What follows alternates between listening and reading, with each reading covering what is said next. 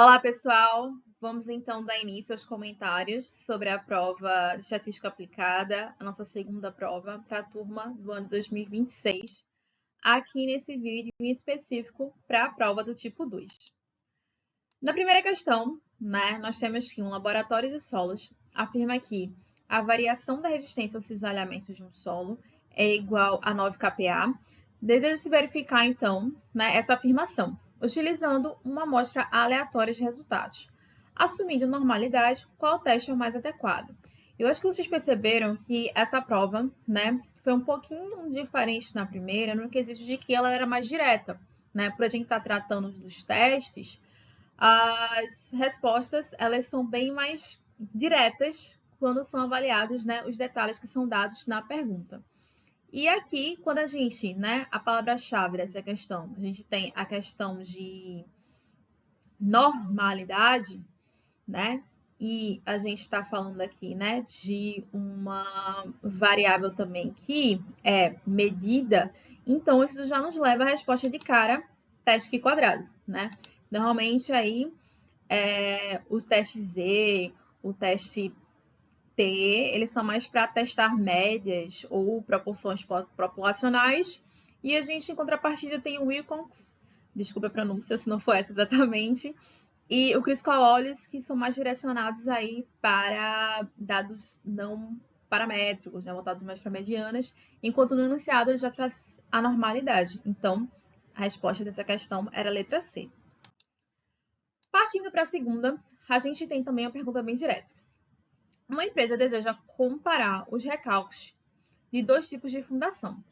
As amostras são independentes, pequenas, e não seguem distribuição normal. Qual teste deve ser utilizado? Então, aqui, observa bem que são amostras independentes, pequenas e não seguem distribuição normal. Então, isso nos leva diretamente à alternativa alternativa B, tá? Que é o teste de Mann-Whitney, que ele é meio que o substituto, nos casos em que a amostra não segue uma distribuição normal, ou seja, ele é um teste não paramétrico, E é meio que o substituto direto, vamos dizer assim, do teste T, que é o teste seria para normalidade com amostras pequenininhas. E os outros, assim, eles são mais para dados qualitativos ou categóricos, e não mais para medidas de medições, como é o caso que está sendo tratado no enunciado. Então, a resposta da segunda questão é a letra B. Na terceira, a gente tem aqui, em um estudo comparando o abatimento, que é o slump, de concretos produzidos por 5 usinas, os resíduos apresentaram um p-valor de 0,62, tá? No teste de Shapiro-Wilk, e um P de 0,01 no teste de Levine. A conclusão mais adequada, e aqui ele apresenta 5 alternativas. Se a gente for se atentar, aos valores P que foi obtido no Shapiro e ao valor P que foi obtido no Levine, a gente chega à alternativa D, tá? Por que a gente chega nessa alternativa D, que é o que a gente consegue afirmar a partir desses resultados que estão sendo apresentados no enunciado, A gente tem que o teste do Levine, ele é justamente utilizado, para a gente verificar a heterocedasticidade, E aí, como a gente teve um valor P menor do que o nosso nível de significância, então a nova clássica ela pode acabar não sendo adequada para esse caso. Então, por isso que a resposta dessa questão é a letra D, que os pressupostos da nova eles foram violados, devido à heterogeneidade das variâncias. Partindo aqui para a quarta questão, a gente tem novamente uma questão bem direta, tratando assim de conceitos bem diretos, em que fala que o pesquisador ele comparou a resistência de concretos de 4 usinas e verificou forte assimetria dos dados, tá? Além de presença de outliers severos. Qual teste é mais apropriado? Então, você tem Chruskal-Wallis, Ankova, Manova, ANOVA e teste T. Aqui, lembrando que ele está falando de assimetria, tá? E presença de danos solares severos. Então, a resposta mais adequada para essa questão é o Kruskal-Wallis, porque aqui a gente tem os indícios de que esses dados eles não, né, seguem uma distribuição normal. E aí, para a gente aplicar a nova, por exemplo, a gente precisaria, né, dessa normalidade, dessa simetria. E os outros testes, eles não trabalham exatamente essa questão, né, de comparação aí de valores, né, de medida nesse caso. Que aí, né, o Kruskal-Wallis é a alternativa direta para a nova. Partindo para a quinta questão, a gente tem aqui, um estudo avaliou a influência do tipo de agregado e do método de compactação sobre a resistência de pavimentos de concreto. Analisando o resultado do R, assinale a alternativa correta. Então, a gente tem aqui o resultado, né? O sumário aqui do resultado da aplicação dessa nova no R, em que, se a gente observar, a primeira coisa que a gente vê, né, que são com relação aos valores P, todos eles deram menor que o nível de significância, né, de 0,05, que normalmente se adota no campo da engenharia civil. Então, partindo, né, desse ponto e analisando as alternativas, a gente tem que, na A, ela diz que o tipo de agregado não interfere na resistência. Na B, que o método de comparação não apresenta efeito. Na C, somente a interação deve ser analisada. Na D, a nova indica que nenhum fator influencia a resistência. E na E, que existe interação significativa entre agregado e compactação. Se vocês observarem, da letra A à letra D, está dizendo que não tem interferência, né? Não tem interferência aí significativa. E só a letra E diz que existe interferência. Se a gente observar, todos os valores P deu menores do que o nível de significância. Isso quer dizer o quê? Que todos eles têm significância cientificamente. Então, com isso, a resposta é a letra E, tá? Justamente por conta desses valores menores do que 0,05, indicando que realmente sim existe essa interferência, né, dessas variáveis que estão sendo analisadas no enunciado. Partindo para a sexta, a gente tem que um estudo avaliou a resistência de concreto considerando o tipo de cimento e a idade de cura, tá? A nova indicou interação significativa. Então, a gente tem aqui o resultado do p-valor, né, de 0,003. Foi realizado o Tucken para combinações e obteve o seguinte resultado, né? A gente sabe que o Tucken, ele é o teste pós-hoc muito utilizado, né, depois da aplicação da nova, justamente para identificar onde é que está ocorrendo, né, essa diferença significativa.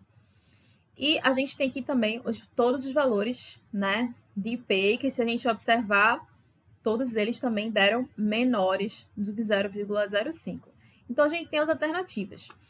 Analise a saída do R e assinale a alternativa incorreta. Aqui, um pouquinho diferente das que a gente trabalhou até agora, está pedindo a alternativa incorreta ao invés da correta. Então, tem que ser a que está errada.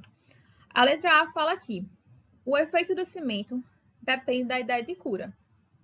E letra B, existe diferença entre o CP4 e o CP2 aos 28 dias. Letra C, a interação deve ser interpretada antes dos efeitos principais. Letra D, o Turkey compara médias das combinações dos fatores.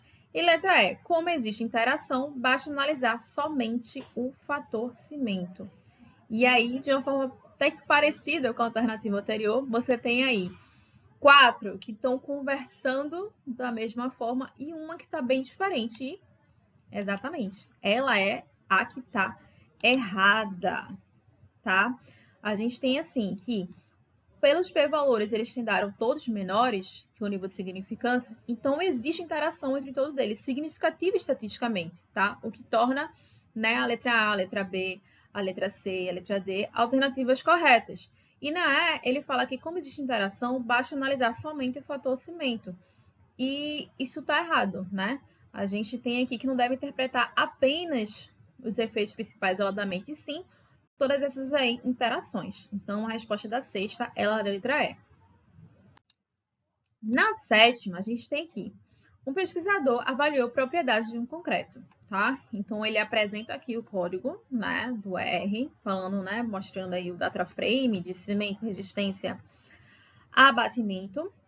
Ele aplica a covariância com relação a esses dados e tem aqui esse sumário aí de resultado e ele pergunta: assinale a alternativa incorreta, ou seja, novamente era para marcar a alternativa que está errada, né, com relação a esse contexto e esses resultados apresentados pelo R. Na letra A, diz que existe covariância positiva entre cimento e resistência. Letra B, existe tendência de redução do abatimento com o aumento do cimento. Letra C, a resistência apresenta relação negativa com o abatimento. Letra D, a maior covariância indica necessariamente a maior correlação. E letra E, a matriz de covariância permite analisar relações entre várias variáveis simultaneamente. Então, aqui tem que só observar bem o resultado, né, obtido com a aplicação dessa função de covariância no R. E com isso, a resposta dessa questão é a letra D, tá? Por quê?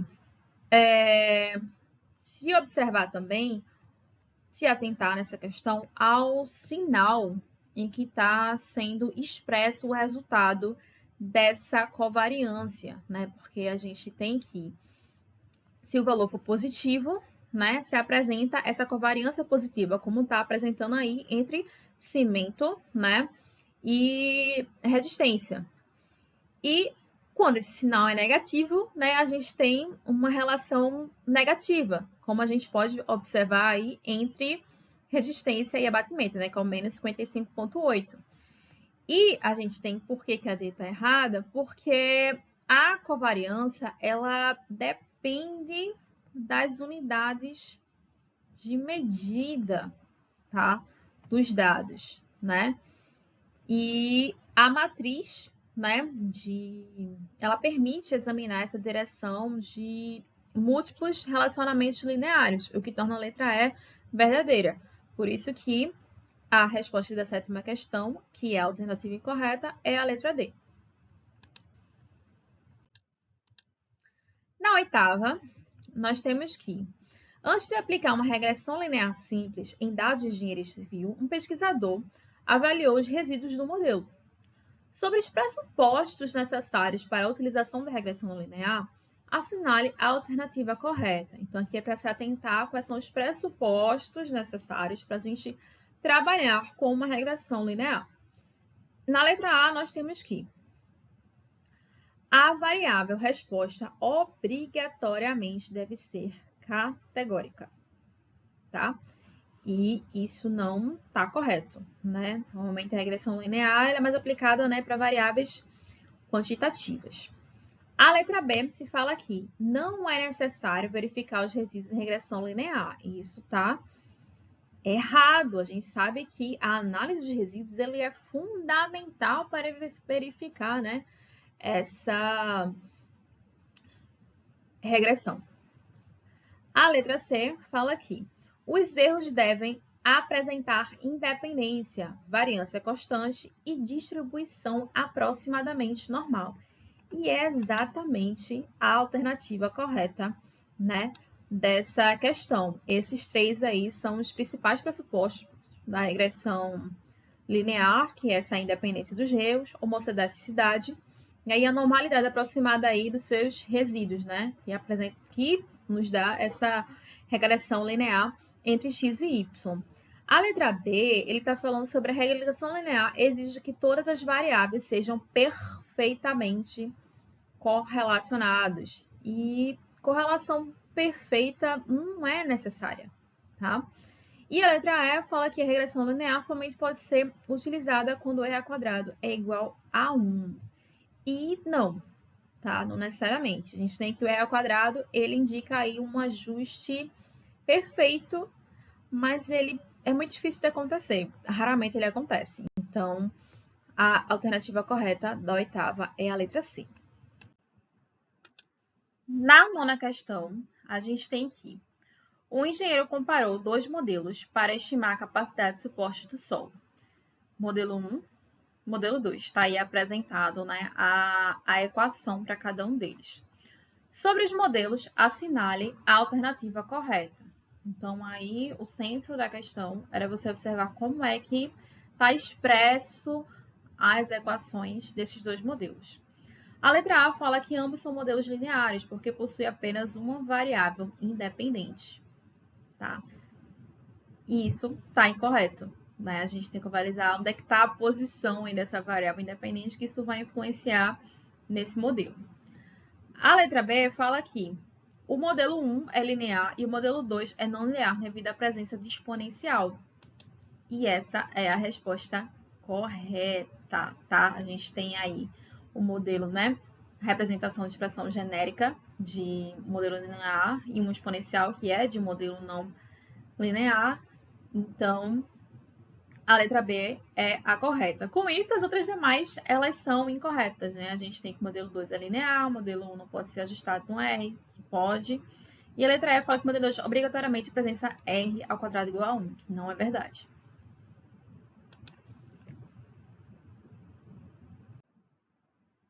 E na décima e última, a gente tem que um pesquisador avalia a resistência do concreto em função da quantidade de cimento, da relação água-cimento e da idade do concreto. A saída do R apresentou, e aí ele mostra, né, o resultado dessa saída, desses coeficientes. Assinala a alternativa incorreta, então era para mostrar qual é a que está errada entre as alternativas. A gente tem aqui, letra A, o aumento da quantidade de cimento está associado ao aumento da resistência média do concreto. Novamente, aqui é para a gente avaliar, né, se atentar ao resultado do valor P, que é apresentado, né, como resultado dessa saída do R. Se você atentar, todos os valores eles eram menores que 0,05, né? O que evidencia aí que há uma interação significativa entre essas variáveis, o que torna a letra A certa. Letra B fala aqui, o coeficiente negativo da relação água-cimento indica uma redução da resistência quando essa variável aumenta. E isso, né, se a gente for pensar na questão da engenharia civil, né, que normalmente são conceitos que a gente trabalha principalmente na parte de materiais concretos, a gente já saberia que isso é verdade. Mas estatisticamente, né, nesse grupo aí que foi trabalhado, isso se comprovou como verdade, né? A letra C fala aqui, a variável idade apresenta efeito positivo sobre a resistência. E isso também é verdade. Se a gente for observar, né, o valor, ele está positivo. A letra D fala aqui, todas as variáveis são estatisticamente insignificantes porque possuem coeficientes pequenos. E essa é a alternativa incorreta, que é justamente o contrário, né? O que a gente comentou em sala, a gente vem comentando na prova, que justamente por apresentar esses valores P menores que 0,5, isso evidencia, né, que há aí sim uma interferência estatisticamente, né, significativa e que esse coeficiente pequeno ou grande ele não determina significância, né? O que importa é realmente essa relação entre a estimativa. Com isso, né, chegamos ao final aqui da correção da prova. Eu queria agradecer a vocês, né, por esse período, por todas as trocas realizadas. Queria desejar bons estudos, né, não apenas em estatística, mas nas outras disciplinas, também no desenvolvimento do trabalho de vocês e eu podendo auxiliar em algo a mais, né, de outras áreas também. Vocês têm meu contato, né, tanto o meu e-mail como o meu número no grupo da turma e até breve.